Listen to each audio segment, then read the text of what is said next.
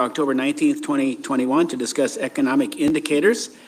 Before we go any further, though, we want to sing happy birthday to Nick Spropoulos for his 50th birthday. So happy 49. Happy birthday to you. Happy birthday to you. Happy birthday, dear Nicholas. Happy birthday to you.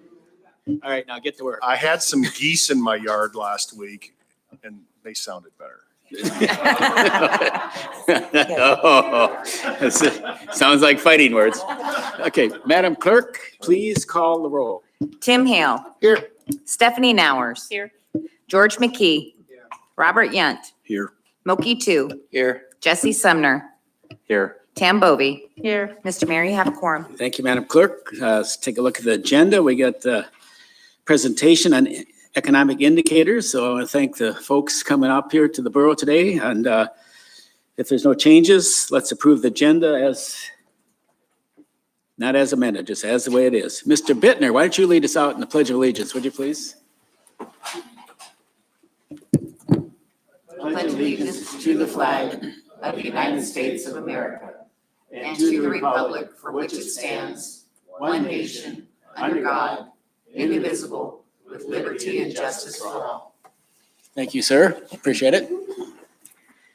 Okay, we've reached audience participation. This is your opportunity to speak to the assembly about basically anything you wish. You can sign up in the back, or you could telephone us. If you call in to testify, hit *3. You will have 3 minutes to speak after you do that. So do we have do we have a sign-up list? Anybody in the audience wish to speak to the assembly before we get on with the economic presentation? Any telephonics? Okay, we'll close out audience participation, and I'll let Mr. Brown present our folks today. Great, thank you. This meeting was set up at the request of the Assembly to talk about economic indicators. So we invited Neil Freed from the Department of Labor with the state of Alaska, and then John Bittner and Julie Nolan from the Alaska Small Business Development Center. So they're going to provide a couple of presentations to you up front. You've had this as a read ahead over the weekend, so they'll make their presentation and then we'll engage in some questions and answers. So with that, we'll invite Mr. Freed to the podium. Welcome, sir. It's a pleasure to have you here. Well, it's great to be here as well. Good evening. I only have 3 minutes, right? I give you ample time. You can see by the title that, the Valley, once again, has been very strange during this pandemic economy, different than most of the rest, and that'll become obvious when we look at the numbers. And as usual, please feel free to interrupt me at any time. I'd love to be interrupted, whether you just want further explanation, whether you want to ask me a question that's not germane at all, or you just want to tell me I'm full of it. I can handle it. But please, this would be much better if this became much more conversational. You're the first. I'm coming out again tomorrow to talk to one of the Rotarian groups, and I come out next week and talk out to another group out here in the Valley. Any questions yet? Do I know why you can't find any workers? Don't bother asking me that question. No, I will be happy to talk about that if you have questions relative to that. But I know this alone really doesn't mean a whole lot unless you've seen these before. The really unusual thing about this, and it's still true today, is sort of the uninterrupted growth, or almost uninterrupted growth, that continues to take place in the Mat-Su Valley. This is a graph of the jobs that physically exist here, and the steepness of this. I could show you what Anchorage looks like. I could show you what Alaska looks like. I can tell you it looks very different. It's a heck of a lot flatter than this, and it just continues. And 2021 was no exception to the rule. Here it is. This is the annual job growth. Again, these are the jobs that physically exist here in the borough. And what this is saying is, for the first half of this year, the data that we have for the Mat-Su borough, and these are actual numbers. These are not estimates. You were up by 2,100 jobs, which, I mean, it's pretty weird. I'll tell you what, even 2020, you did drop by almost 200, but that's basically flat. That is very unusual. You'll see what happened elsewhere.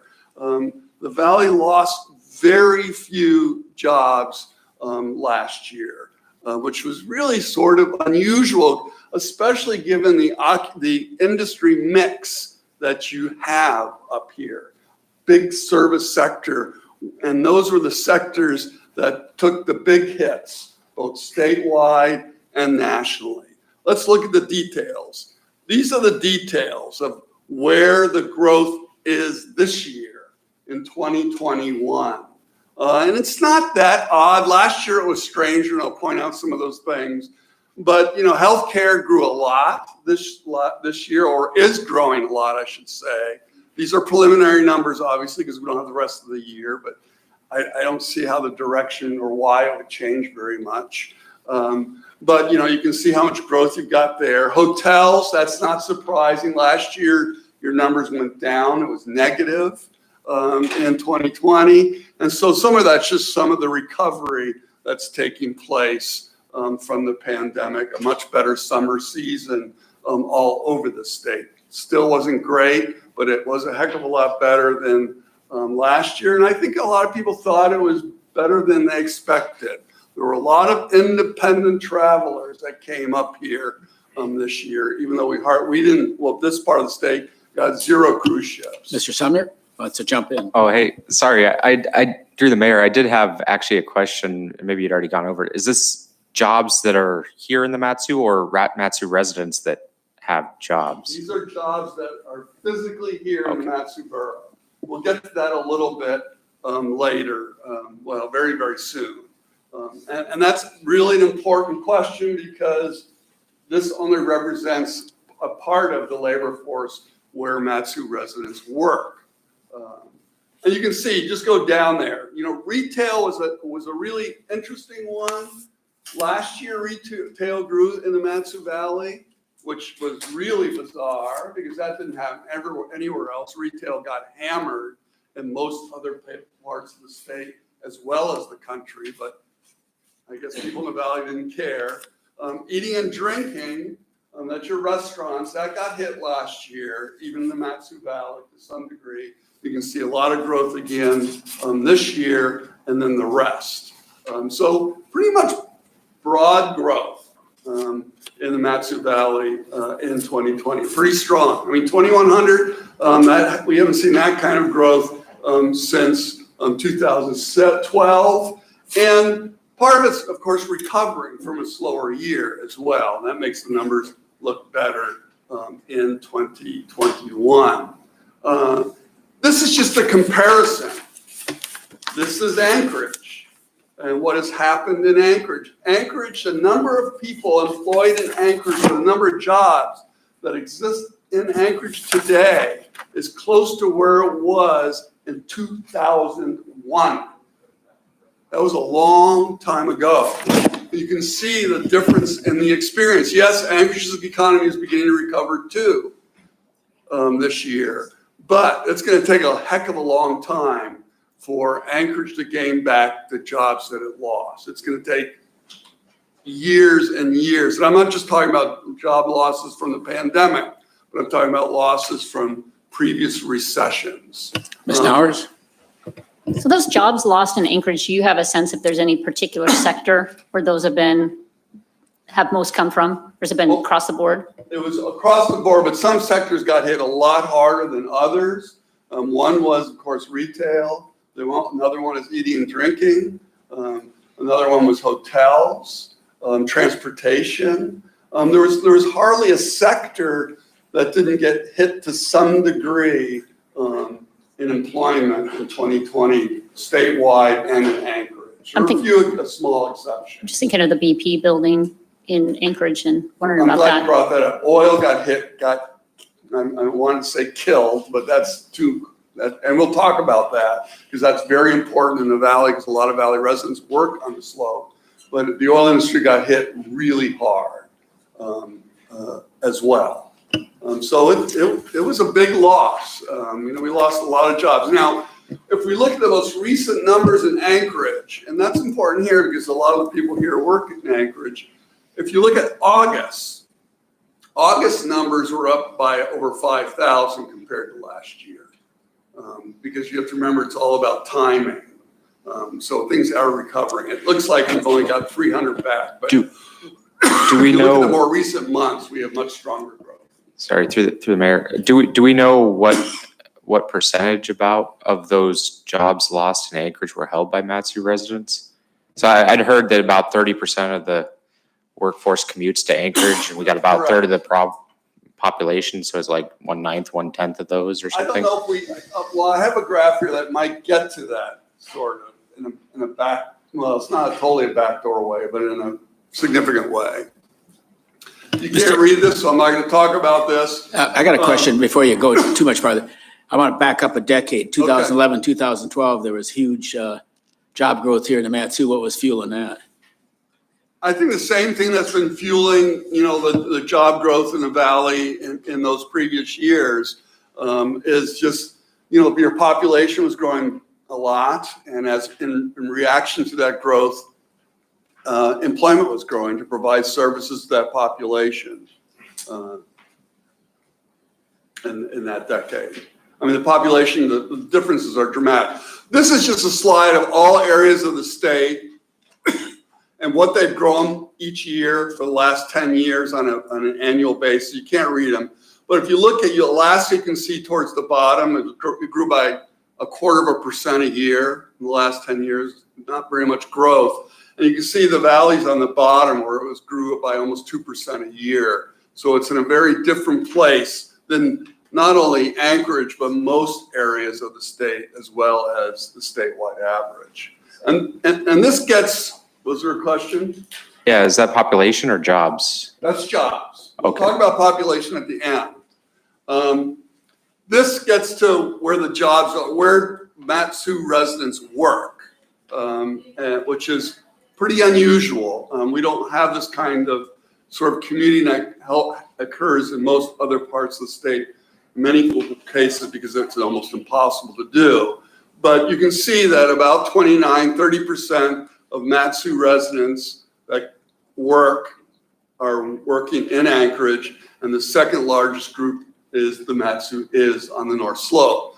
The valley represents the second largest contributor to the North Slope workforce after Anchorage, even more than the Kenai Peninsula.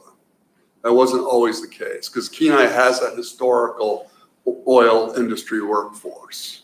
They had the first one, actually. So I have to say two things about this, is it excludes federal workers because the feds won't give us that data, even though they pay us to do this data, make this data, but they won't give us on their own workforce. And it excludes the uniformed military. Because we know there are uniformed military that live here, that commute to Anchorage, and there certainly are lots of federal employees that live here in the Matsu Valley that commute to Fairbanks. Can you roughly guess that? I couldn't even, I wouldn't even try. Oh, go ahead. But, the feds, I would throw in on the military side, we should be able to get numbers from the military, though it's not always easy. But with the federal government, I wouldn't be surprised if 10 or 15% at least of the federal workforce in Anchorage commutes to the valley. From the valley. Yeah, from the valley.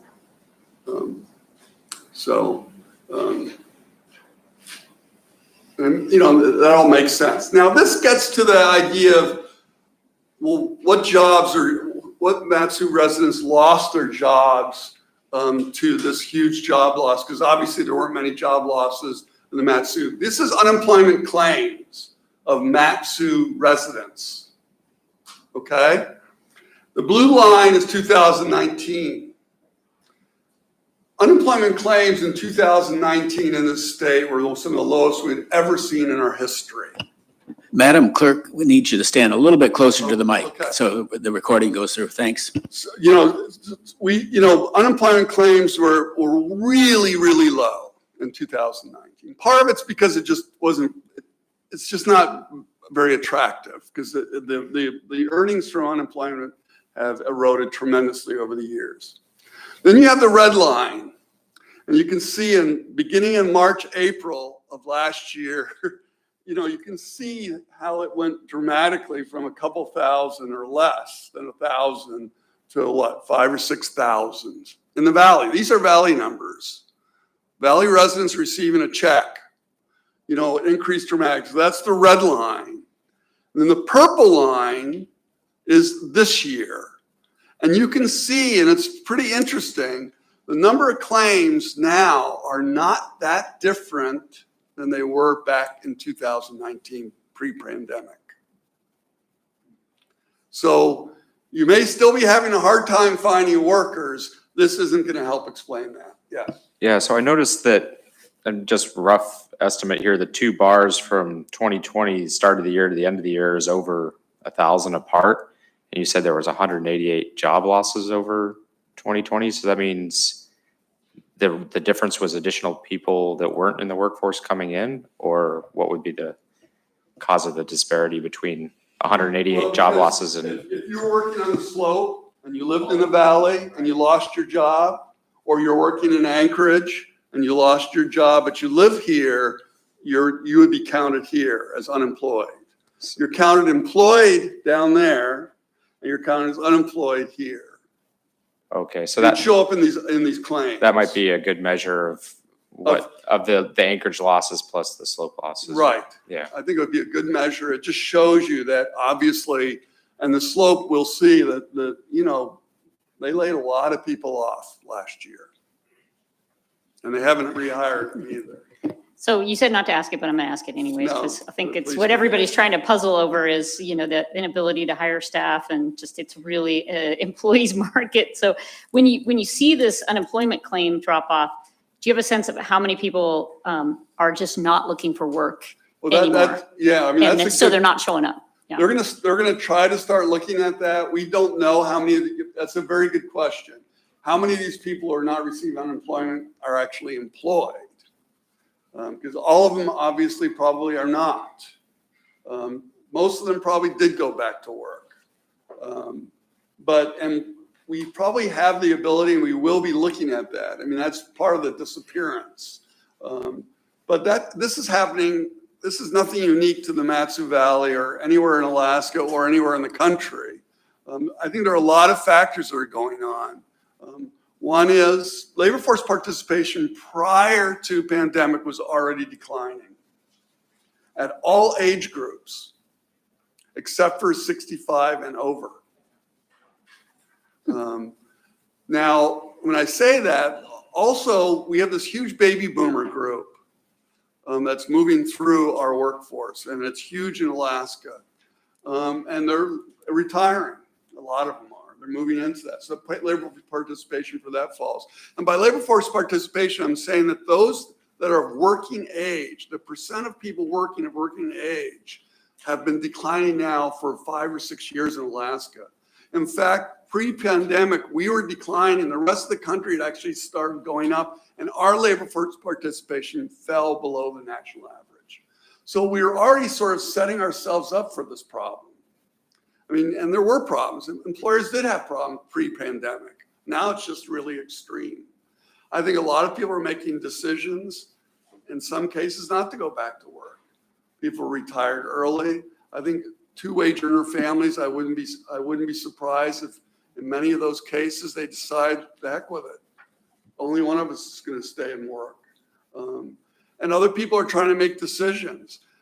Last month, the country has a statistic that says how many people quit. It was the largest number ever in our history that quit last month in this country. It is kind of hard at this point, hard to explain exactly why it is so extreme. Of course, our recovery came back very fast. We have this really strong demand. People have income. Even though employment fell, income went up last year, and it's up again. People have money to spend, which causes the demand, and demand, generates job opportunities as well. We've got these weird sort of crosswinds that are going on in our economy right now. And I suspect, all the checks that have been sent to us in the last year and a half, rental assistance and other programs have also, kept some people on the sidelines. Yeah, I think it's helpful to hear that. I mean, you hear all these stories of, it was the, extra unemployment that was keeping people from the workforce and then those checks. But you still kind of hear these mystifying stories anecdotally of they show up for work and they quit 2 days later, or they turn in a job application and never show up for an interview. But part of it you're saying is we just have a smaller percentage of people that are of the working workforce age-wise. And I think for Alaska, it could continue to be a struggle for a long time because we are over time become less attractive. Our wages and earnings relative to the rest of the countries have narrowed a lot. The one saving grace that we have is our housing costs have increased much more slowly in Alaska than elsewhere in the country. That's one positive we have. When it comes to just raw numbers, we all know this is the best place in the world to live, and no one else knows that. Well, that's not true, but. And if you look at, we look at the recovery for the state compared to other states, we're recovering more slowly than the states in red. You can see there's 4 of them. Hawaii just got killed, or 5 states where we've recovered less than 50% of the jobs that we lost since the pandemic. And these were July. This was as of July. So although we are recovering, we're recovering more slowly. Most people believe that the country will recover next year sometime. I don't know if that's going to happen to us or not. Not likely. Beyond? Through the mayor, I'd just like to point out that is correct. We are recovering slowly. The bulk of that's in Anchorage and not out here. I just wanted to pat ourselves on the back. Well, in other parts of the state, Southeast just got, with a lack of cruise ships and stuff. I mean, other parts of the state got hit pretty hard, as some of the other parts. This is just the real estate market, that we all talk about. I mean, just another weird thing. Here we had this huge recession last year, and this happened all over the country. Again, we had really healthy sales, not record. These are not record sales. This is for the Valley. Both single-family home and condos, but this is mostly single-family home in the Valley. And we're looking at another good year in 2021. Again, that's not unique to here. It's happening across the state and across the country. And this is the difference. This is just looking at average single-family home prices. That's one of the big economic advantages the Mat-Su Valley has relative to Anchorage. Like I always say, be careful when they build the bridge to Kenai. It's all over for you. No, but that's been pretty true for a while. This is the ratio of the price of a house in Anchorage versus the price of a single-family home in the Valley. This is an unexact science, obviously, because what does average mean? What does your average home mean? Don't ask me. Although the averages are probably more similar now than they might have been at one time. Hasn't changed a lot, although it did narrow some in this last year. This is another really weird thing that has happened. We just came out with these numbers a couple of months ago. Vacancy rates have dropped dramatically in 2021. And we don't think population grew in 2021. Maybe it grew a little in the Mat-Su Valley, probably. We don't know that yet. And this didn't just happen in the Mat-Su Valley. This happened around the state. But look at that. And vacancy rates dropped to 2.5%, which is, and part of it may be the rental assistance might have helped that. It was a big program, a lot of money. In the rental assistance program, and there might be other reasons why. And maybe when our 2021 numbers come out, we're going to find out, wow, Alaska's population grew immensely in 2021. I don't think that's going to be the explanation. Here's the number of new homes built. We don't have 2021 yet for the Mat-Su Borough. We don't get that till the end of the year. I mean, we have it for a lot of places through June, July, or August. But last year wasn't a great year for home building anywhere. And that's true also for the Mat-Su. Did not build, it was a pretty slow year for new home construction in the Mat-Su borough. Of course, that might also help explain the vacancy rate to some degree. We weren't adding that much housing stock that we might normally be doing. We haven't been adding a lot of housing stock in the state for many years. This, of course, still, in spite of the fact that you built fewer, you still built 40% of all new homes in the state last year. The Mat-Su borough did, which is still pretty amazing, that given the fact that you only represent 15% of the state's population. Let's see, I'll go back to that one. I just wanted to show this one because I think this has been clearly giving us an advantage. This is just looking at the price of average houses. And if you adjust it for inflation, they've gone up very little. And we haven't had a lot of inflation until this last year. They've gone up very little in Alaska compared to sale prices in the rest of the country. And what that has meant is housing affordability in Alaska has improved in recent years, which is another really nice silver lining that exists out there in our labor market or our economy that not a whole lot of people talk about. What this looks at is the number of people it takes, the number of average jobs it takes to afford the average mortgage. That's how it's defined. I find this one a little hard to believe given the rate at which recently the housing prices have run up. Is that how much has have wages inflated? Does this just measure wages or all income, including government? No, transfers? it just looks at wages. Oh. But you have a good point. If you notice, 2021 is not on there yet, and that's when we really started to see increase in housing prices. But we might see an increase in wages too in 2021.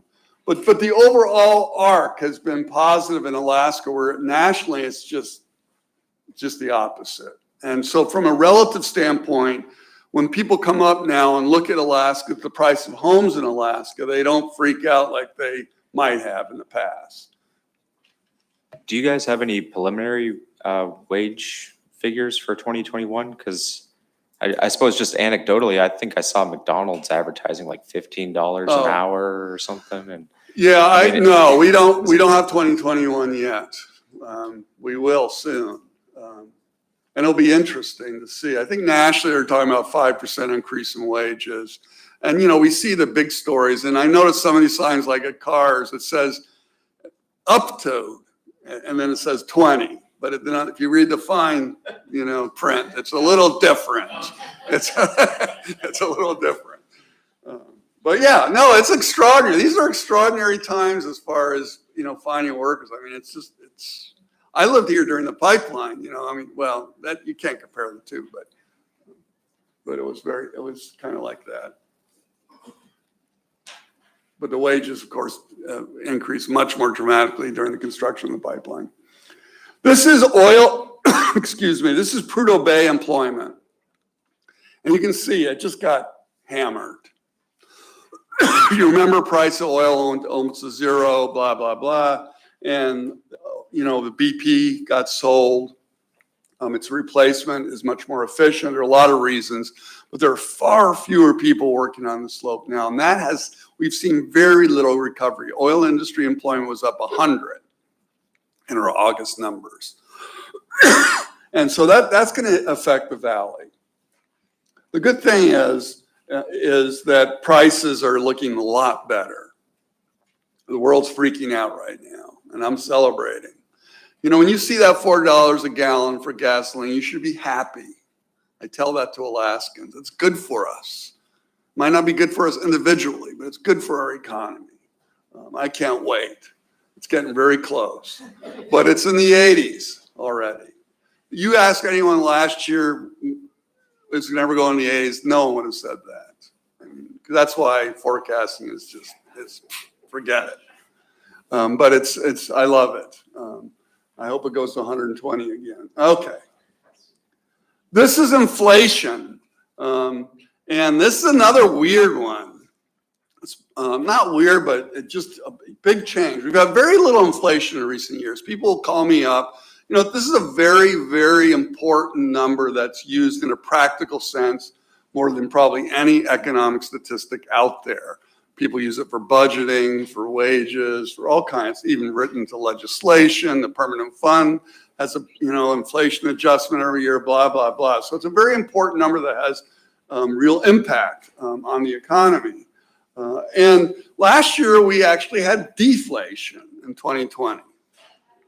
First time ever in our history since those numbers have been kept since the early 1960s. Not much. I think it could have been a statistical problem as well, but I'm not going to question the federal government.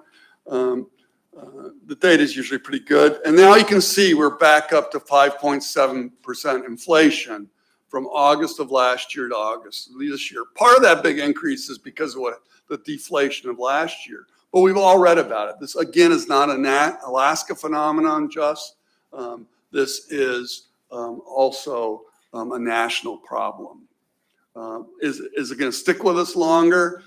I don't think it's going to go away anytime soon. And those of you who are old enough to remember those old inflationary days, it's not just a supply problem or higher energy prices, but it's also behavior and what we get used to and what expectations look like. So my guess is people are going to be paying much closer attention to these numbers now than they have for a very long time. Interesting. Most of the data for the statistics are collected in Anchorage and in the Matsu Borough. It's now called the Urban Index, the Urban Alaska Index, which is a silly name. It used to be the Anchorage Index. This, I just wanted to show you how hard the visitor industry in the Valley got hit last year. This is just taxes collected, the bed tax. You can see it dropped by more than half last year. They keep these numbers for fiscal years, but it's looking a lot better so far, but the numbers are still early. They only came through June, and of course, July and August are much bigger months. So it'll be interesting to see what 2021 in the Matsu Valley will look like compared to what it was in 2019. Certainly not a full recovery. There were still hotels that weren't open and things like that, but we're moving in that direction. This is population. Nothing new here. So, we don't have 2021 yet. We're all wondering, but it has to happen before we can really get a good number for 2021. You grew again last year. Not surprising, but by very little, actually. You can see your growth is one of the slowest you've experienced in a very long time. What this is saying is that there are 523 more people in the Matsu Valley than there were a year ago. But from remember, how do we grow? We grow by births minus deaths, and we're a lot more births than deaths. That's called the natural increase. And then migration, the number of people move in and versus the number of people move out. The Matsu Valley, for the first time in a very long time, actually had negative outmigration in 2020. It'll be interesting to see if that happens again in 2021. But you can see even the previous years that was slowing down, which isn't surprising given the fact that the state's population has been declining for over 5 years, and Anchorage's population has been growing, losing population for even longer. You didn't lose. You just were your births. You got saved by the births. That sounds pretty funny, but okay. This is just the in and out migration between Anchorage and the Valley. The number of people that move into the Valley from Anchorage, and the number of people from the Valley that move to Anchorage. And yes, some people do move to Anchorage from the Valley. But you're the blue line, the number of Anchorage residents moving to the Matsu, and you can see that's there's still a lot more of that going on. That's part of that net positive that you get between the two the municipality of Anchorage and the borough. This one is, you can't read it. This is a real depressing story, actually. But Alaska's at the end. And we look at the sort of a 5-year period, Alaska has lost more population than any other state in the United States when we're looking at net migration. And that is affecting our labor force. It means there are fewer people that are available in our labor force to work. So this was happening even before the pandemic. This is something that we were warning about before, even though no one expected what this was going to happen. And this is my last slide, because it's always people want it, even though it's now totally useless, because I guarantee you the number of registered pickups have not declined in the Mat-Su Valley. And it's the way they keep the statistics now. And of course, we can keep our license longer. We don't have to register as quickly as much. And if we're old, we don't have to register hardly at all. And so these are meaningless numbers, and I will eventually give them up completely and replace them with, well, in other places, I've replaced them with marijuana sales, which just go up and up and up. Is that your pickup? Is that my pickup? Very nice. No, very nice. no, I know, it's a cool picture. I love it.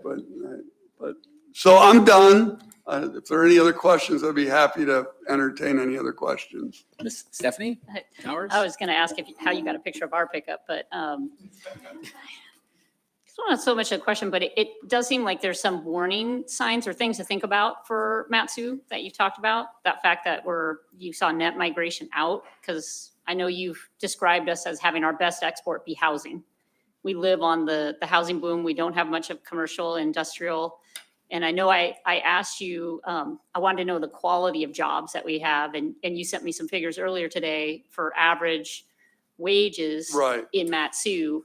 And we were sitting at 48,000. Statewide, it's 62, and Anchorage is 64. So what that tells me is, do we have enough high-paying jobs that people can afford to live here and pay for the services that come with that? I mean, we have all this growth that's happening, and that, putting in new roads and schools, et cetera, costs a lot.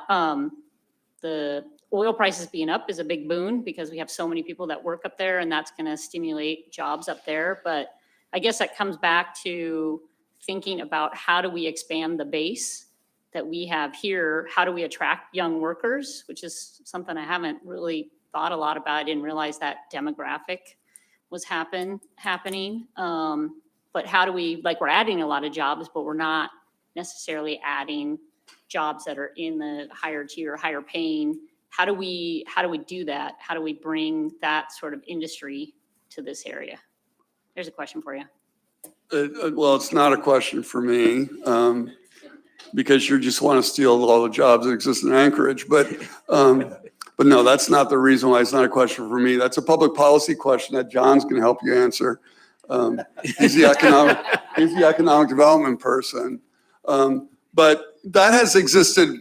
That hasn't gotten any worse. The difference. I mean, it is true. What you say is the difference between a 48 and a 65 or 64 is really the industry mix of jobs that exists in both places. The headquarters for many of these industries are in Anchorage, and they generally pay more. There's more federal employment. We've got all this military that's actually there. The oil industry headquarters is there. The oil industry is based there. And it's true that a lot of the jobs that exist here are to provide services to local population. We have the same thing across the state. I think over time it does change. You are capturing more and more of their jobs. Like when the hospital was built or expanded, you got your new hospital. That meant that there was less or there was more import substitution going on. Many of those healthcare dollars probably used to flow to Anchorage, but now they're not flowing to Anchorage. And that's always one way that you can capture. And that will naturally happen as the valley gets bigger and bigger. The very large native health clinic here, those jobs are here now. And that wasn't here. All that money, again, flowed to Anchorage's native healthcare system. So I think over time, that some of that happens naturally. And you do have some competitive advantages. There's no doubt about it that exists. And there are businesses here that have headquarters here, or they used to, and now they might have them here, or they'll consider it. So I think over time that you get more equalization, I think will take place, because we're really not that far apart. I mean, if you look at the economy from 10,000 feet, this is one economy. This is not two separate economies. In fact, when you look at the federal government statistics for Anchorage, and this is probably insulting to you and should be, they're usually including the Mat-Su. If you look up employment data or other data for Anchorage, you have to be careful, because often they consider this a region. And from an economic standpoint, that makes sense, because there is all this integration. Yeah, I think that's been our boon, is the housing and the fact people want to live here. It's also kind of a potential Achilles heel, because if that goes away, if that net migration slows down, that slows everything down out here. So, do we grow healthcare? Do we grow other industries, or try to lower costs that are barriers to industry, energy, transportation, et cetera, that we can think about as Assembly? So looks like some other people have some. No, I mean, questions on that. the state's in a period of economic challenge. I mean, our workforce is considerably, unlike most other parts of the state, they're looking at workforces that are smaller than they used to have. Like I said Anchorage has slipped back to 2001, and Alaska's labor force, the number of jobs that exist in Alaska are the same as the number that existed in 2003. We'll do one more question, then we better move on with time. Mr. Hale? Thank you, Mr. Mayor. I just wanted to say I didn't think there was anyone else in this room who was happy to see $3.60 for a gallon of gas. So thank you for that. Okay. All right. Thank you, Mr. Freed. This is a wonderful presentation. Mr. Bittner? Thank you very much, Mr. Mayor, members of the Assembly, and thanks for giving me the opportunity to talk to you today. The good news is that the SBDC does in fact parse out all of the Mat-Su data separately. So unlike the federal government, we do like to keep you separate, and the numbers are good. The bad news is that when I sent my slides to you, many of you eagle-eyed Assembly members noticed that there were some issues with some of the numbers. Thank you so much for letting me know. I fixed them, and hopefully in front of you, you should have the corrected copies. My name is John Bittner. I'm here with Julie Nolan, our Assistant State Director for the Alaska SBDC. And for the last 37 years, the SBDC has been helping businesses across the state start, grow, and thrive, particularly here in the Mat-Su. We have spent the last 2 years, as I'm sure you're aware, helping in particular with COVID-19 and its implications, in particular the funding programs that have been developed through the CARES Act, the American Relief Plan Act, and others. I'm going to talk to you a little bit today about sort of what we've seen in the past, the last 20 months or so, and then spend a little bit of time talking about where we're at. And then we're going to shake the magic 8 ball and see if we can't figure out what's coming in the near future. And I'm just going to preface that last piece by saying if Neil Freed doesn't know what's going on, I certainly am not going to pretend like I do. I want to talk a little bit about sort of SBDC in particular, the numbers that we've seen. In FY21 so far, our organization has directly helped about 1,750 businesses individually through advising. Here in the Mat-Su, we've helped 233. So as you can see, there's a large number of our overall efforts are being done here, and that's indicative of what Neil was talking about, which is your economic situation is somewhat different than what we're seeing in almost every other corner of the state that we operate in. For example, when it comes to capital infusion on a statewide level to date in FY21, we've seen about $55 million in capital infusion flow into the businesses we work with. Here in the Mat-Su, that number is almost 11 million. So basically, about 1/5 of all the capital infusion we saw in FY21 came here, which is pretty impressive when you consider the number of businesses that are out there that we work with, as well as the number of funding programs that were available to all of them. This isn't a normal year where the funding is traditionally based on loans, and geographic area tends to play a large part in that. A lot of this funding was actually developed and derived through the federal programs, which were pretty agnostic about where you lived and were actually incentivized to try and spread themselves as evenly as possible over the state. So even in the face of that, the Mat-Su did very, very well. Let's see. Now, this next slide is basically proof of why I shouldn't develop my own PowerPoints. It is my desperate attempt to try and showcase complex and large data sets in a way that nobody can read. And in that front, I think I've been wildly successful. What I would want to point out here is a few things. One is this is the federal funding, relief funding distribution statewide. And this isn't indicative of all of the programs that are out there. There are some EDA programs that are still being deployed. There are some other programs, but the vast majority of the relief funding allocated specifically to businesses is covered by these particular programs. The Paycheck Protection Program obviously was the #1 source of funding during the pandemic. The Economic Injury Disaster Loan Program, another SBA program, was also a large driver. The Alaska CARES program, which was the state's first business grant program funded through the CARES Act, was also a large amount of money. And then local governments and a few specialized programs that came later in the pandemic. As you can see with the distributions here, we've broken it down pretty much by region. The category of rural in our sense, in the SBDC sense, is basically any place that isn't covered by the major population centers where we have a location. So when we say rural, we're really talking about every other community in the state that isn't listed specifically here, or any region. And on that front, the Mat-Su did very well in terms of relationships between these different areas. And again, I think that is by design. We're looking at programs that are really incentivized to try and distribute the money as quickly and as evenly as possible to eligible entities. Another factor that I want to talk about is the differences between the priorities of the programs. And by that, I mean, each individual program had a different focus on the problem it was trying to address. So when it comes to the Paycheck Protection Program, that was largely meant to incentivize businesses to maintain their workforce, regardless of whether or not they actually had the work for them. So in order to get this program, 60 to 70% of the overall money you received, depending on when you received it, had to go directly to payroll to keep people employed. And why is that important? Well, when we look at the unemployment numbers during the pandemic, when we were deploying this massive amount of funding, we still saw unprecedented levels of unemployment, and that persists to this day. I believe there's about 30,000 people fewer in the workforce today statewide than we had before the pandemic. And that's in the face of hundreds of millions of dollars of new revenue meant to specifically keep them employed. The other programs, especially the last two, the RRR and SFOG program, the Restaurant Relief Fund and the Shuttered Venue Operator Grant, those were later stage programs that were even more specifically focused. The first ones were sort of broad implements trying to address overall macro conditions.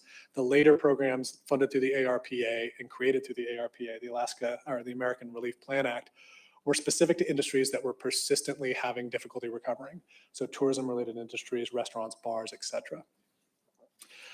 We've broken down on the left-hand side different ways of looking at this, the number of businesses that received funding, the average amount of funding per total amounts per region, things along those lines. And that's basically just to get you a feel for how these programs were deployed and what the differences were region to region. The largest disparities between sort of all of those factors was found at the local government grant level. And this is for boroughs and local governments that used CARES funding or ARPA funding to deploy money directly to businesses. And that's also by design. Each different community, and one of, I think, the successes of this model that they used, was able to develop programs that addressed very specific microeconomic needs of the businesses in their area.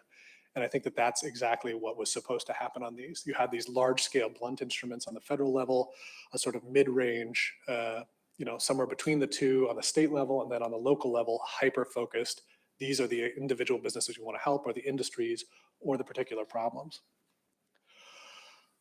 This is me doubling down on unreadable slides. This is a breakdown by borough, sort of a tabulated version of this. And one of the things, I'm not going to spend a lot of time on this slide, but one of the things I am trying to show here is the broad distribution of these funds into almost every census block in the state.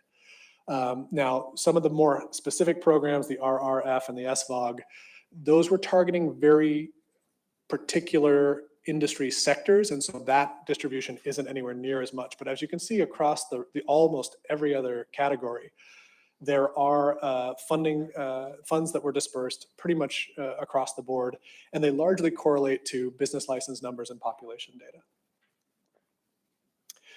In the MATSU, and we've broken it down by industry, and we will also break it down by geography. And one of the reasons we do this is because there's a nuance to the way the funding is distributed. After telling you how equally it was distributed across the state, now I'm going to tell you the opposite. It was basically distributed equally on a certain level when you're looking at certain blocks. But when you dig down into those blocks, it was neither equal in industry or in a specific geographic area if you go down to the zip code level. And there's a couple reasons for that. And some of them are pretty intuitive. Areas that had more businesses obviously received more of the funding, had more opportunity. Industries that were harder hit or that have higher wages were able to take more advantage of PPP, for example, or some of the specific industry-specific programs. But the reason I bring this up is because one of the questions that comes up is, what next? What do we do? How do we best help businesses currently with the current situation? And one of the things that I'm hoping more local governments consider is this level of data is really where you should be looking when it comes to who's still persistently having trouble, who got the most support and was able to recover through that, and who hasn't gotten as much support, maybe because their economic drag was lagging or their industry just wasn't hit hard at that point, but now may still be, especially in the face of the workforce shortages. So this kind of sort of granular level view, I think, is where the future programs, incentives, and assistance is really going to be driven from, hopefully. And again, this is the geographic distribution. And this one, especially for the MATSU, in other communities, this breaks down slightly differently, and there are some discrepancies that are hard to understand. But in the case of the MATSU borough, it's largely driven by population. That top zip code there, I believe, comprises 64% of the overall population of the borough, and it's no shocker that they receive the lion's share of the funding. In other areas, that number is associated with business districts, it's associated with downtown corridors. It just sort of depends, but here it really does seem to be largely driven by population center. Again, on this is statewide paycheck protection or paycheck protection funding. And the reason we bring this up is, again, to talk about not only the distribution of the funds by industry, but the orange column to the right of all the blue columns is the total number of employees that was supported through that funding. So as I mentioned, 60 to 70%, depending on when you applied for the program, of your overall grant had to go towards workforce, and you had to say exactly how many positions you were supporting and what they were paid. So as you can see, retail is a big one. Construction is a large one as well. Accommodations and food service, of course. And within these industries, the spread of the average median wage is pretty high. And so you can see some of these supported a vastly larger number of jobs than others, but the individual paychecks for those jobs can be smaller. Healthcare is on there as well, and they had a difficult go of it there for a while. And again, this is a sort of another data point to bring up when it comes to the overall impact. In light of this, about 100,000 jobs were supported here in Alaska across the state through the Paycheck Protection Program in some way, shape, or form. And again, even in light of that, even in light of that massive influx into businesses to protect their workforce, we still saw a massive and seemingly persistent loss in employees across the board. I won't go too deeply into this. This is more data that Neil, I'll be honest, shared a lot better than I did, but there's two factors here that I really feel it's important to juxtapose. One is the fact that even today, we're still 30,000 jobs fewer than before the pandemic. And that is getting harder and harder to explain. We've done surveys of business owners in the past, and some of the reasons included the increase in unemployment payments, but those have ended for a while now. Some have said that it's the increase or the protection against eviction that allows people to stay in their homes even if they can't pay for it. That's also tend to lapse at this point. No available jobs, the pay isn't high enough. I've seen the same $15 an hour at fast food stores as well. I mean, I think that we're seeing a lot of these factors are starting to get knocked off the board, and the unemployment persists, and it's getting harder and harder to explain. Why is this concerning? I mean, obviously it's concerning for businesses here because they can't fill positions. That has a cascading effect that they can't stay open as many hours as they'd like. They can't take full advantage of the economic recovery as it comes. They're losing money by not being able to operate, as opposed to not having anything to operate within, which was the case in 2020. An additional factor here that I am much more concerned about is that nationally, the job market is fairly booming. I mean, there's a lot of positions open, and the competition down there is even fiercer than it is up here. We're hearing stories of larger scale employers down in the lower 48 offering moving bonuses, offering unprecedentedly high wages, offering benefit packages, the likes of which that haven't been offered in years. And our concern is that it's attracting some of our best and brightest outside to take advantage of these opportunities that in some cases seem too good to pass up. If that trend happens on top of the already natural population decline that we saw earlier, I have a fear that that is a bit of a cascading impact that is going to be hard for us to recover from. And again, some of the industries that are hardest hit by this unemployment also seem to be correlated to some of the higher paying jobs, healthcare, oil and gas, things along those lines. These are the harder jobs to replace. Once you lose them, they're very difficult to get back. And the more we can do to try and stem the problem there, the better off we'll be. This next slide is, I've had my staff, every time they see, and I saw a few of these and decided we should start capturing this, signs on businesses indicating that they can't operate fully because of workforce issues, they can't stay open, they have to change their hours, change their operation, change their pricing model, et cetera, et cetera. We're seeing this all over the state. This is a problem even here in the Mat-Su, which doesn't make any sense considering the numbers we just saw, but even here, we've talked to dozens of businesses and seen signs all over the place saying that people are having a real difficult time filling these positions. And again, it's one of those things where the economy is recovering, but if the businesses can't catch that wave, if they can't take advantage of that recovery, then we're sort of putting weights on our feet here to hold us back. Other communities are not recovering, and other states are not recovering at the same rate as we are. So the ones that recover faster are going to be able to take better advantage of that recovery, are going to be able to offer more in terms of wages, are going to be better positioned going forward.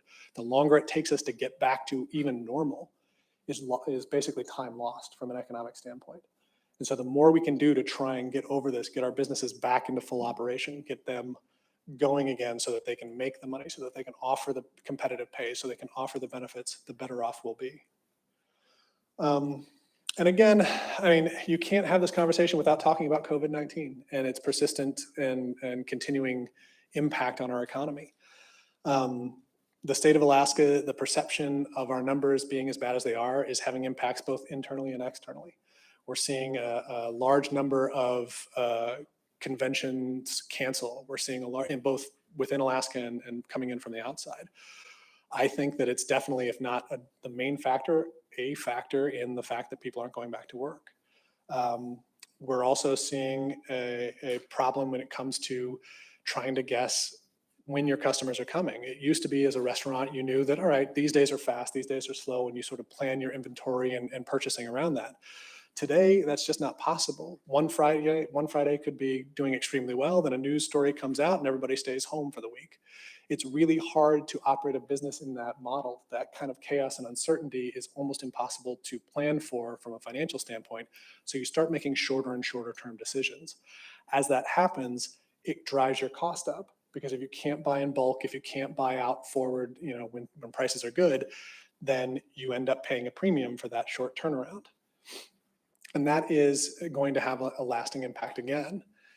All of this is coming to a head, and these are mostly internal, like state issues, but there's also external issues that COVID is causing that are going to have impacts or are currently having impacts, but will also continue to impact Alaska in particular going forward. The two that kind of concern me the most are the large-scale logistical supply chain disruptions that are happening basically globally. If you've seen the stories coming out of Long Beach Port and the Port of Tacoma, there's a backlog of shipping containers that are trying to get across the port and to get out into their markets. Alaska, where we have about 90% of all our goods come through the Port of Alaska, is particularly reliant on marine transportation for our livelihoods. This isn't just for retail or things along those lines. If you're a business that needs a replacement part, if you're a business that needs new equipment to expand to take advantage of opportunities, if you're a business that needs to outfit new employees as you hire them, this is all becoming more difficult. We're hearing of supply chain delays of 6 to 8 months for crucial equipment or replacement parts.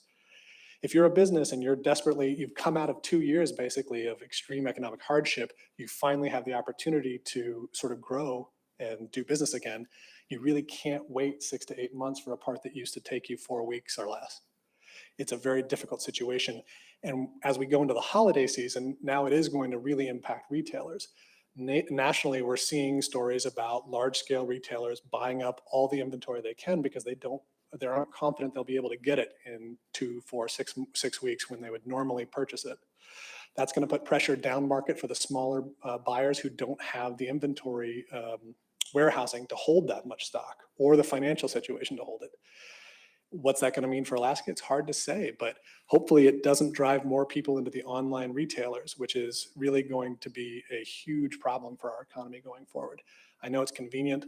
I know that the amount of products are very attractive, but at the end of the day, now more than ever, every dollar we send outside of the state is one more brick in the wall to our economic recovery. And there's only so many more of those we can put in there before it becomes a fairly intractable problem. Last but not least, I mean, I don't want to end on a total down note, but I think that there are things that we can do. There are signs of recovery. Like I mentioned, the economy is doing better. There's just no argue about that. It's not to the point where we want it to be, and there are certain factors that we have to address in order to take full advantage of that recovery.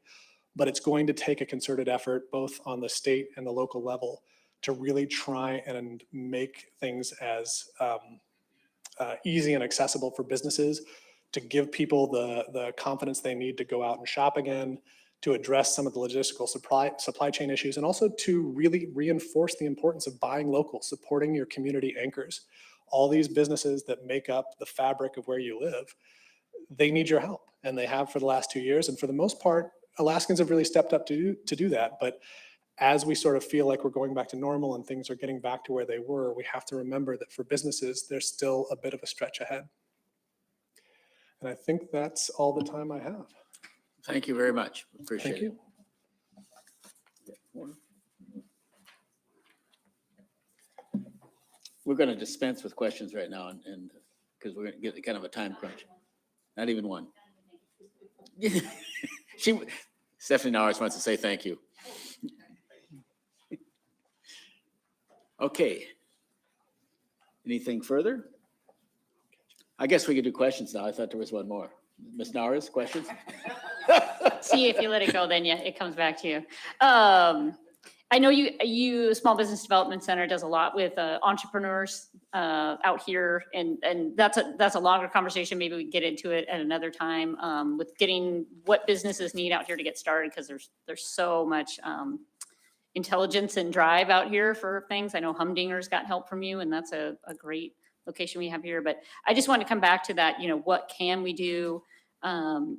If there's examples that you're seeing of what other municipalities, boroughs, or outside the state are doing to help with that recovery. We're somewhat limited. We can't help you sell your product or improve it, but things that you're seeing those municipalities, boroughs do to try to help speed that recovery.